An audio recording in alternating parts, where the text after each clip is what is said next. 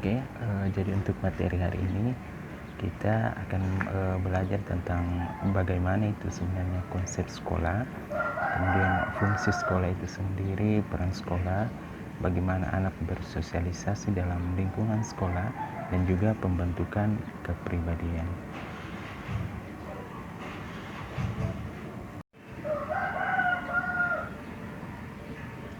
Jika kita berbicara tentang fungsi dan peran sekolah itu sendiri, fungsi utamanya itu adalah pasti sebagai tempat untuk melaksanakan pembelajaran, pelatihan, dan pendidikan. Nah, apabila seorang guru itu bertemu dengan peserta didik di suatu kelas, maka otomatis terjadi namanya proses pembelajaran. Itulah fungsi utama daripada sekolah. Nah, di sini kan kita belajar tentang sosiologi pendidikan ya. Jadi kita melihat fungsi dari sekolah itu sendiri di luar daripada fungsi utamanya tadi itu seperti apa sih? Nah, ternyata ada fungsi sekundernya dari sekolah itu sendiri, yaitu sebagai sarana untuk melatih sosialisasi dan pembentukan kepribadian anak.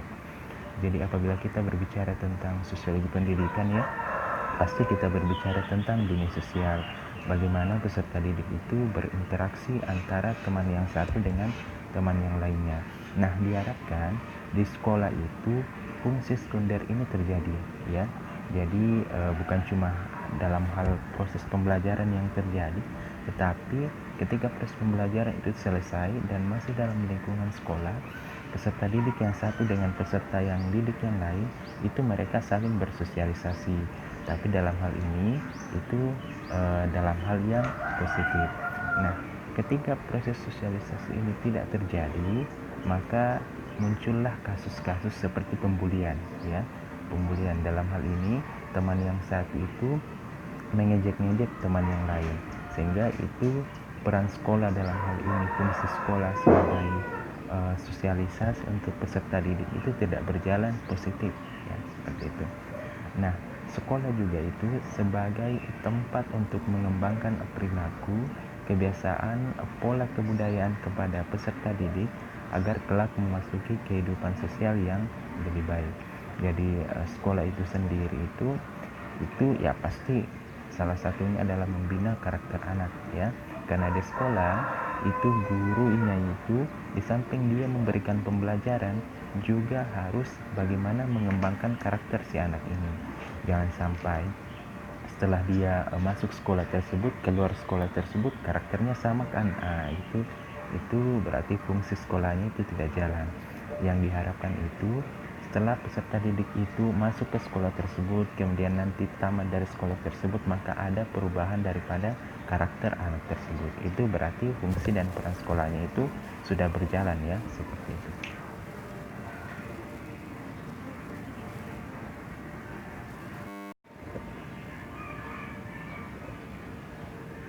Oke, untuk slide ketiga, di sini sekolah itu merupakan lembaga yang berpengaruh besar terhadap pembentukan kepribadian anak setelah peran orang tua ya.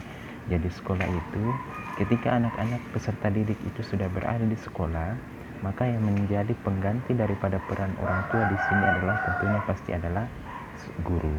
Nah, ada beberapa karakter atau peran yang perlu ditransformasikan oleh guru ya. Dalam hal ini apa-apa saja yang sikap-sikap atau karakter-karakter apa saja yang perlu ditanamkan oleh seorang guru kepada peserta didik ya. Untuk slide ketiga ini itu ada 4 karakter yang perlu ditransformasikan oleh guru di sini.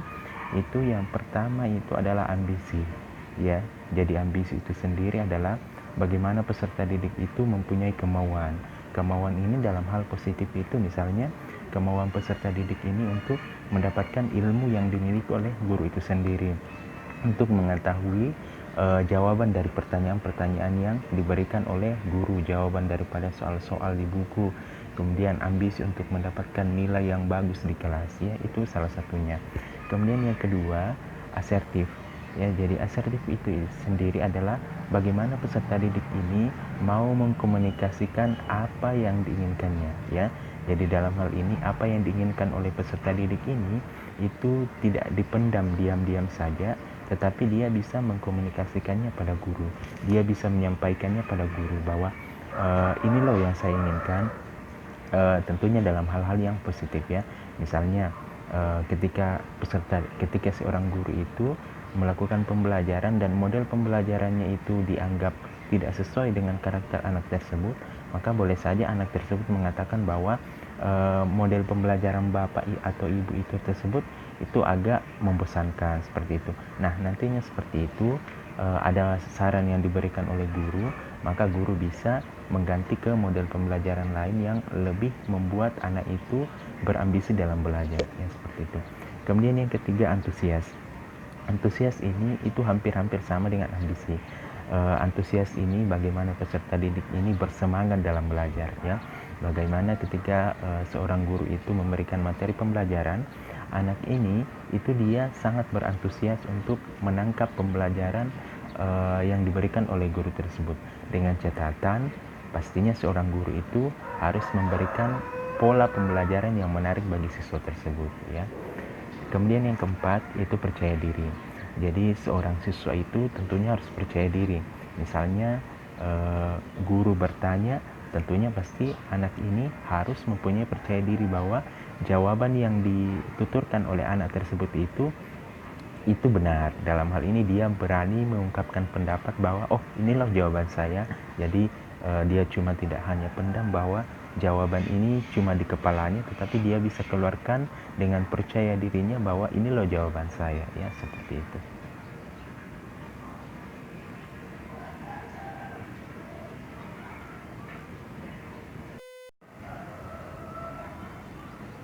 Nah, untuk slide keempat ini itu tambahan tentang karakter-karakter apa saja yang perlu ditransformasikan atau dalam hal ini ditanamkan oleh guru kepada peserta didik di sekolah.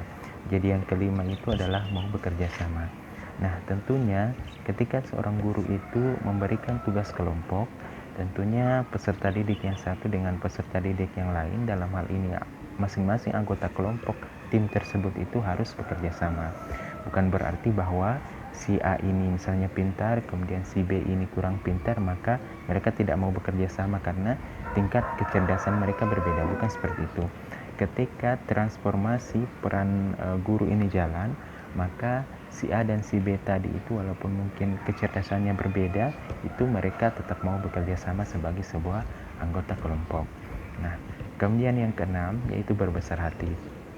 Berbesar hati di sini maksudnya misalnya ada seorang siswa yang tiba-tiba nilainya ketika diumumkan nilainya maka nilainya rendah seperti itu. Nah, ketika karakter anak ini jalan ya, dalam hal ini sifatnya berbesar hati, maka dia mengakui bahwa nilai tersebut memang itu pantas dia dapatkan karena dengan alasan dia memang tidak belajar seperti itu ya. Jadi dia dengan catatan bahwa setelah dia menerima dia mengetahui bahwa nilainya jelek tersebut itu, maka dia mau belajar kembali ya. Kemudian yang ketujuh yaitu kontrol diri.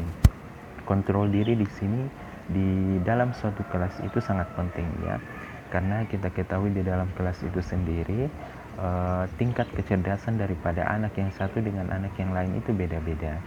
Nah, ketika anak yang pintar itu mendominasi di dalam kelas dan dia tidak memberikan kesempatan kepada temannya yang lain untuk bertanya atau mengungkapkan pendapat karena dia merasa bahwa dia pintar, maka kontrol diri atau karakter anak kontrol diri karakter dari kontrol anak diri tersebut itu tidak jalan.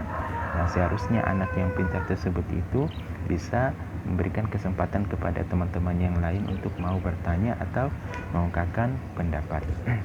Nah, ya, kemudian yang kedelapan itu tidak mudah putus asa. Jadi tidak mudah putus asa tadi terkait dengan nilainya tadi ya. Ketika dia mengetahui bahwa nilainya jelek, maka dia tidak berputus asa bahwa nilai saya jelek. Ketika sikap atau anak ini jalan, dalam hal ini dia tidak mudah putus asa, dia akan mau belajar kembali untuk memperbaiki nilainya, untuk mendapatkan nilai yang lebih baik lagi. Nah, kemudian yang kesembilan, gembira ya. Tentunya dalam sistem pembelajaran itu, ketika guru itu menerangkan di kelas, maka seorang siswa itu tentunya harus gembira dalam mengikuti pembelajaran. Karena tanpa disertai oleh rasa gembira, maka semudah apapun materi yang diberikan oleh guru, ketika anak ini tidak gembira menerima materi tersebut, maka susah masuk, ya. Tapi sesulit materi apapun yang diberikan oleh guru, ketika anak ini berantusias dan gembira menerima materi tersebut, maka bisa dipastikan bahwa materi ini itu bisa lebih mudah masuk ke dalam otak anak tersebut, ya. Kemudian yang ke-10, humoris. Tentunya peserta didik itu di sekolah itu ya pasti harus mempunyai sikap humoris. Humoris itu dalam hal ini di luar batas kewajaran, ya. Dalam hal ini bukan berarti di dalam kelas itu terus harus bercanda dari awal sampai akhir, bukan seperti itu. Tetapi ada waktu-waktunya, misalnya waktu istirahat, teman-teman yang satu dengan teman-teman yang lain kumpul, maka sikap humoris ini bisa saja diterapkan, saling bercanda supaya kekakuan terhadap materi yang diterima di kelas tadi itu bisa cair, ya, seperti itu. Kemudian yang ke-11 yaitu menunjukkan simpati. Simpati ini maksudnya contoh yang paling kecil di sini ketika dalam kerjasama kelompok, ketika ada temannya yang tidak tahu cara mengerjakan soal, maka teman satu kelompoknya lain itu bisa membantunya, ya. Itu berarti dia menunjukkan rasa simpati, dia mau menolong temannya yang sedang kesusahan, seperti itu.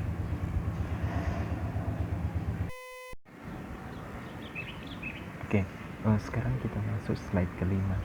Untuk slide kelima ini tentang pembentukan kepribadian anak, ya. Jadi untuk slide 1 sampai 4 tadi itu mengenai fungsi dan peran sekolah. Sekarang kita ke materi pembentukan kepribadian.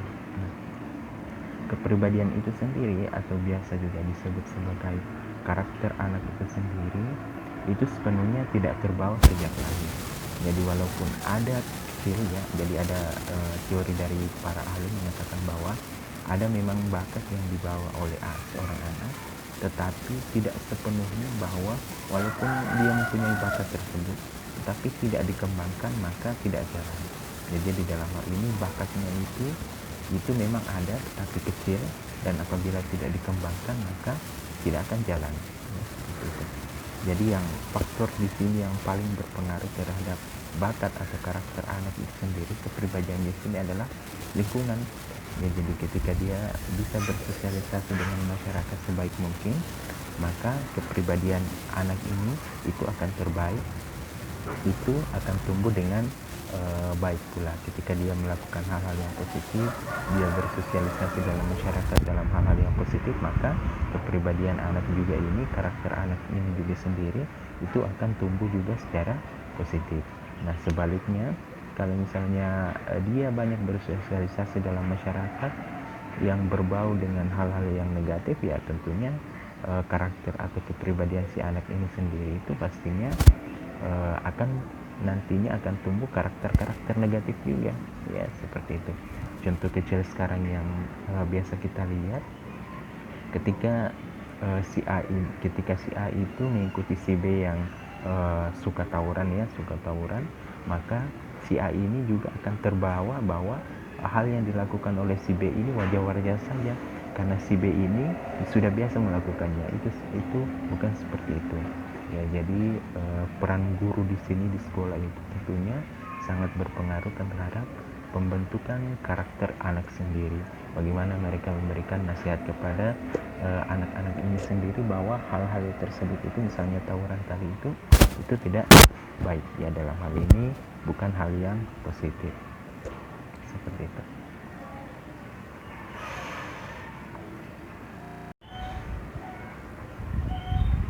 Oke, untuk slide ke-6 ini apa sih sebenarnya kepribadian itu? Nah, menurut pendapat para ahli bahwa kepribadian adalah kecenderungan psikologi seorang anak dalam berperilaku, baik yang sifatnya tertutup seperti bagaimana berperasaan, berkehendak, berpikir dan bersikap, maupun yang berperilaku terbuka, dalam hal ini perbuatannya dalam kehidupannya sehari-hari. Jadi secara singkatnya, integrasi daripada keseluruhan kepribadian itu sendiri, konsep kepribadian itu sendiri adalah integrasi dari keseluruhan kecenderungan seseorang, bagaimana dia bersikap, berkehendak, berpikir, bersikap, dan berbuat menurut standar etika berperilaku tertentu. Jadi seperti yang saya katakan sebelumnya tadi, bahwa kepribadian ini itu tumbuhnya itu sangat dipengaruhi oleh lingkungan sosialnya.